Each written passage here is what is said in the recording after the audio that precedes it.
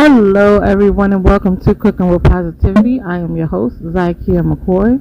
Here at Cooking with Positivity, we like to focus on positivity leading to success, whether that be in your business, in your love life, and your everyday decision making. Happy Tuesday. Today we're talking directly to the writers, the storytellers, the poets, the bloggers, and the dreamers. Now, I am a writer, I'm an author, I'm a poet, etc. Lisa Deshawn has stepped into the writer's arena, published her first work. Now, one of my biggest inspirations, and I want to say most poets, writers, black and other, is Maya Angelou. Now, before she became known around the world as the legendary writer Maya Angelou, she lived many lives. She was born Marguerite Annie Johnson in 1928. Her journey included working as a streetcar conductor in San Francisco. That's crazy. Becoming a professional singer, dancer, actress, composer, and even Hollywood's first black female film director. She was also a short order cook, a journalist, a marketing professional, and a civil rights activist who worked alongside both Martin Luther King and Malcolm X.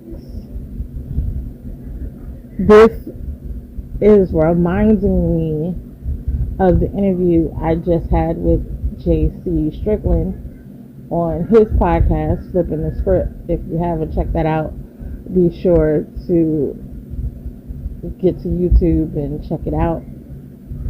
But we discussed wearing many hats.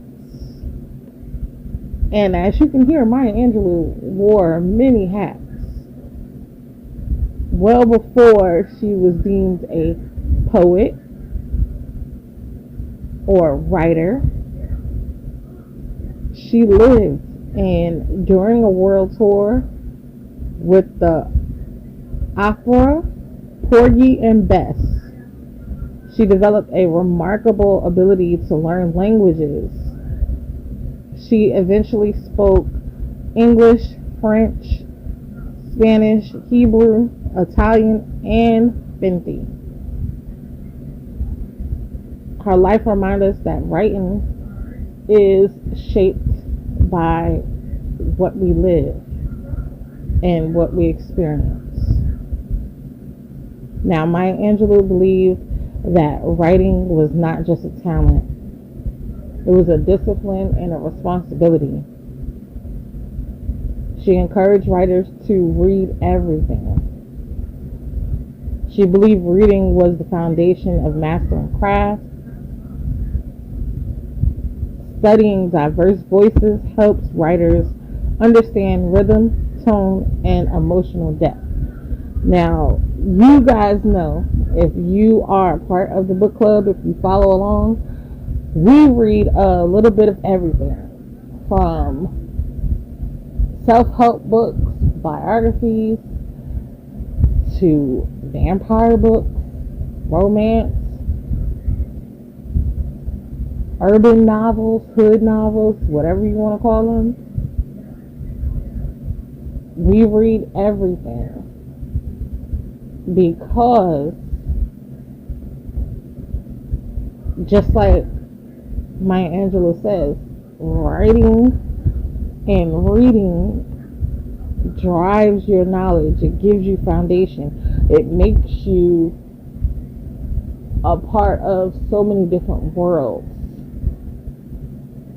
Let's say you can't wear all the hats that she wore. You don't have to. You can read about it. You can experience it. I would never want to or be able to go back in time and understand what it was like for my ancestors. But I can kind of get their experience. I can kind of understand their struggles reading their biographies, reading about their lives.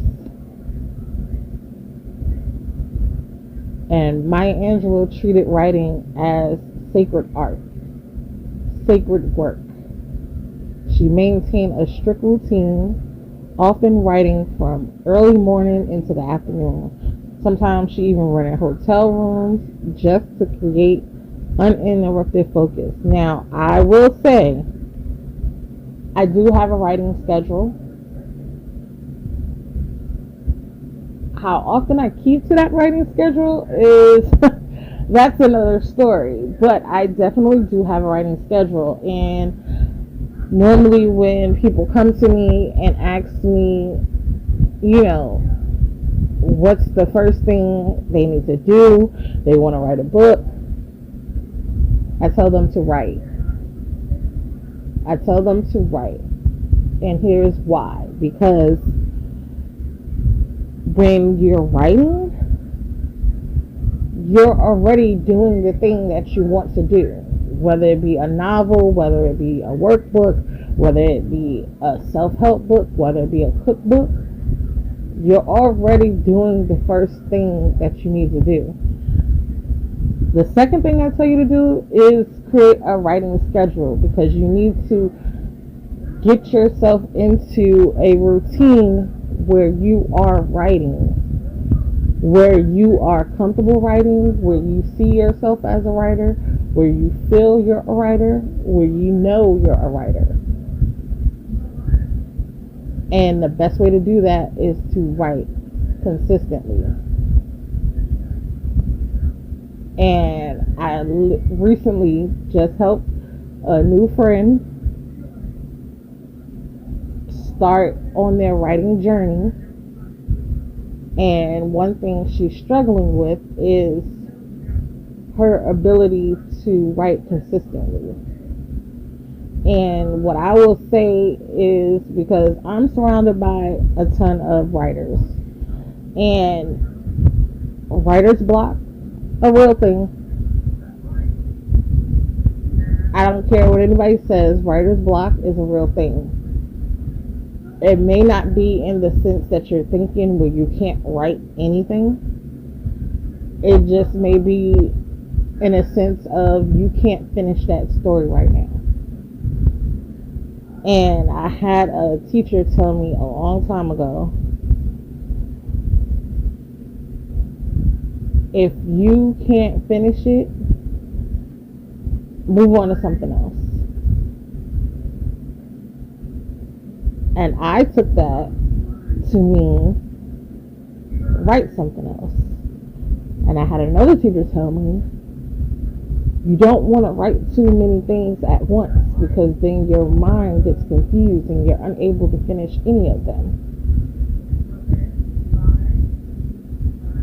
So I tried that for a little while. And what I'll say is, utilize and apply what works best for you. Alright? I do have multiple books that I'm working to finish. Right? And at first, I was using and applying the rule of don't start anything new until you finish this one project. Finish this one book. But I had all these ideas in my head. I had all these thoughts. I had all of these feelings. I had all of these conversations happening. I was up at night with creative ideas and energy just in my head, just flying and floating around or whatever. And so I began to write these ideas down. And writing them down helped me start flushing out some of that. And you know what happened? It got me to finish my poetry book, Hey Sis. It got me to finish my poetry book, Him. It got me to finish my cookbook with my children in the kitchen with Mom. So here's what I'll say again, right? Use it as a tool and apply it as needed. It's like ointment, right? You don't put ointment on unless you have a rash. And if you do, that's another conversation for another time. Now, Maya Angelou believes writing should tell the truth. That's her most powerful advice. Her most simple advice is to tell the truth. Not just factual truth, but emotional truth. Writing should explore real human experiences and feelings, like we talked about earlier. Now, I have a vast variety of books. Some fictional, some not. All of them are driven from my life experience. It's one of those things where you say, write what you know, which is why someone came to me the other day and they were asking for my help with, writing a book, getting started, all of the things. And I gave them the same advice I give everyone. Start writing. Start writing. Whether it's a line, whether it's just the title, whether it's a character outline, just start writing. And this person's response was, well, I could just put what I want into AI and the book will be written, right? And my response was, AI hasn't lived your life. Yes, sure. AI can write you an outline, write you a script, write you a book. But it's not going to be your lived experience, which is what Maya Angelou was talking about. Use your own voice. She encouraged writers to trust their perspective. Stories that heal, connect, or challenge readers often come from authenticity. And Maya Angelou was very clear on that. You don't become one of the world's greatest writers without trusting yourself, understanding your voice, and not putting it in ChatGPT. Okay? And she emphasized the importance of strong verbs, clear language, and intentional revision. She often reread her previous work to avoid repeating herself, forcing growth. Now, here is one of the struggles, because I, again, am in a ton of writing groups, things of that nature. And the question was asked a few days ago, what's one thing you wish you could do over when it comes to publishing your first book?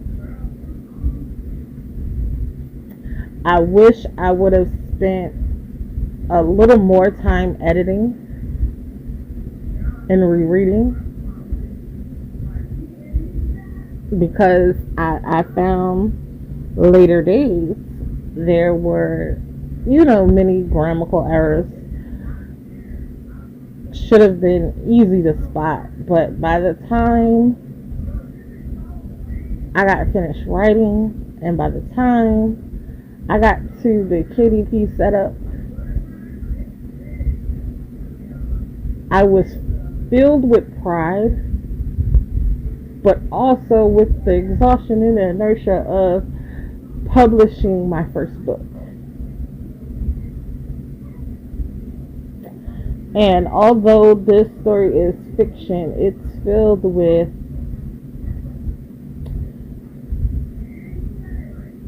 very real life things that I've experienced or I've seen throughout my life. And when you publish your work, of course, you're putting it out there for it to be consumed and interpreted through others' eyes. I was not ready for the raw criticism that my book received. And it took me a second to get back to where I was as far as writing, because I didn't trust my own voice, and I let exhaustion and excitement make me forget to focus on my craft. So I would redo the editing process, the rereading process, the proofreading, all of the things. I would redo that process over again. I would give it a day, I would rest, and then I would come back and do the proof and editing on a separate day. Now, one of her most famous beliefs was that you can't use up creativity. The more you use, the more you have. She viewed creativity like a muscle, strengthened through constant use. Just like we were talking about earlier, write every day. It doesn't matter if it's a sentence. It doesn't matter if it's an ingredient you want to use. It doesn't matter if it's a start of something that you don't even know yet. I tell you, I have so many files, so many quotes, so many things just jotted down everywhere. And when I read it, I'm like, what was this for? And then maybe the next day or a few days after, it'll come to me and I'll go, oh, that was for this poem. Okay, I got it. I'll finish the poem. Or that was for the chapter in this book, and then I'll finish the chapter. If you are consistent, just like with anything in life, it will pay off. Now, writers listening today, do you treat writing as inspiration or as a discipline?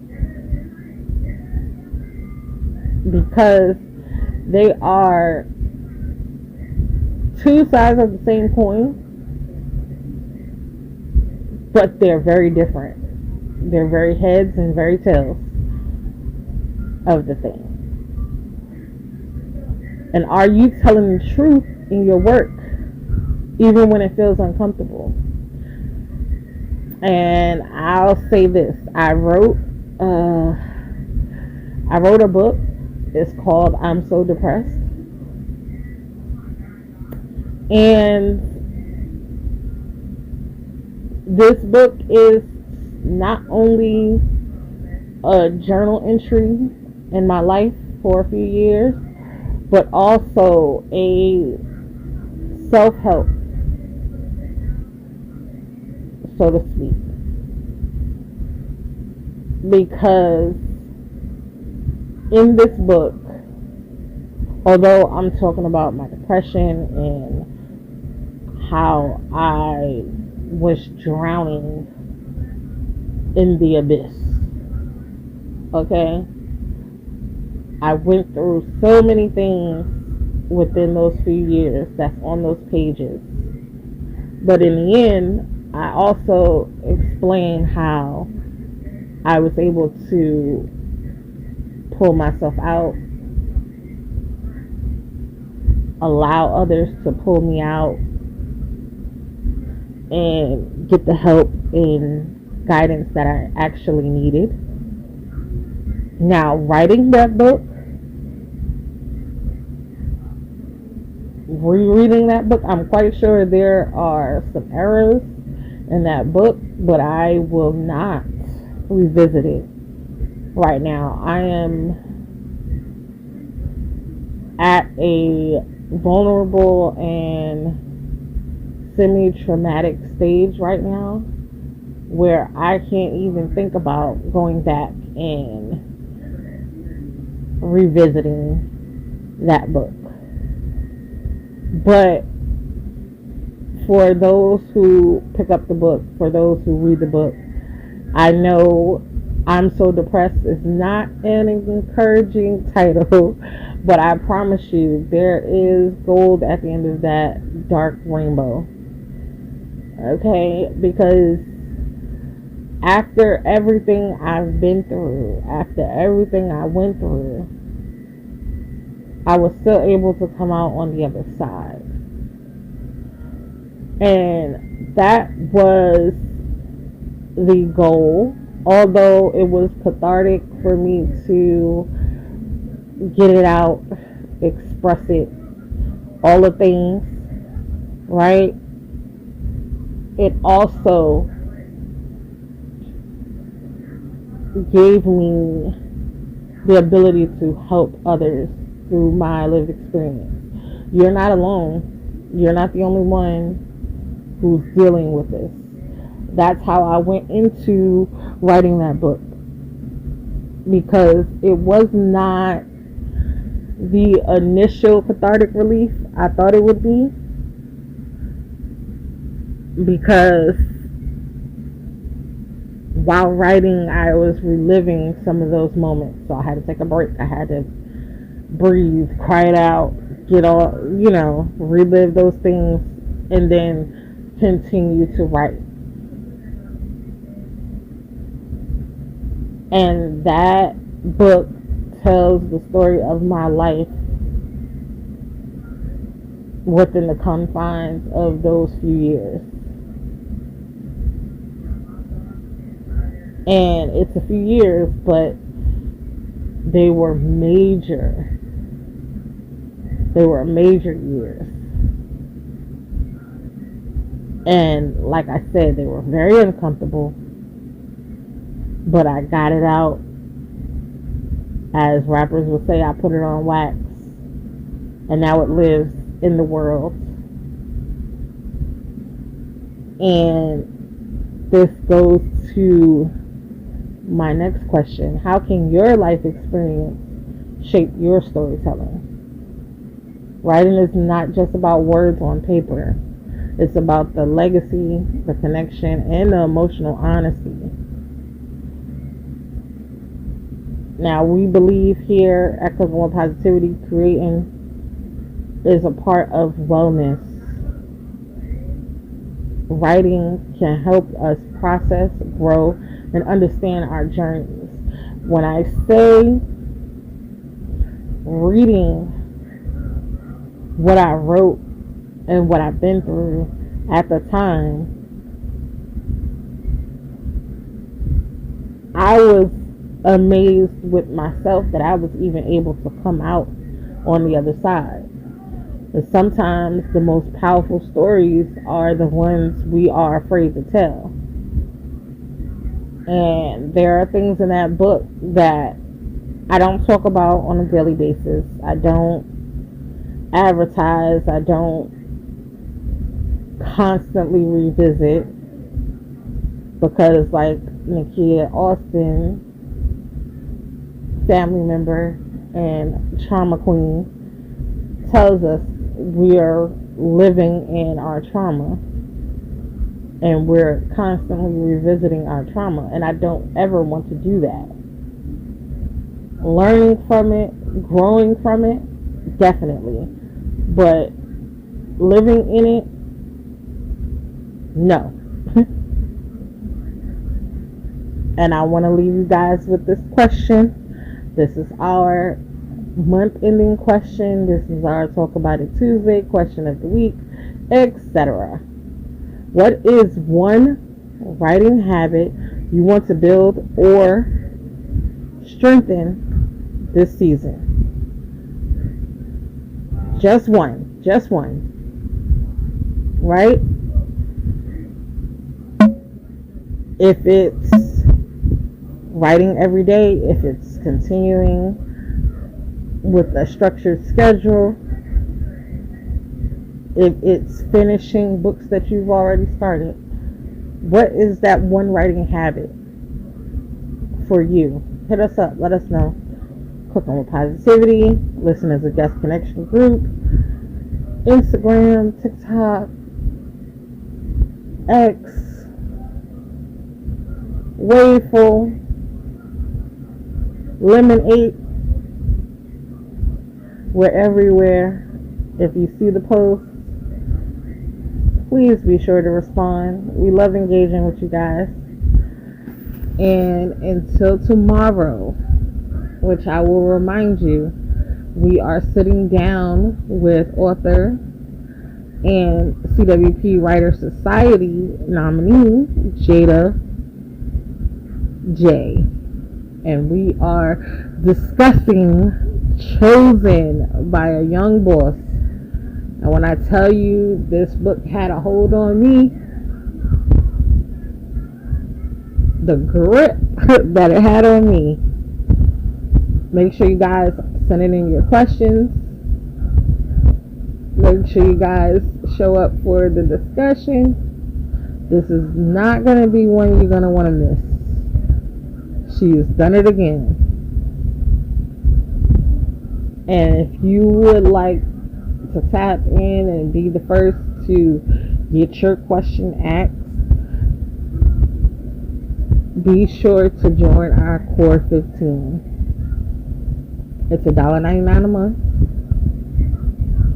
and it gets you access to so much more: exclusive merch, exclusive voting rights, exclusive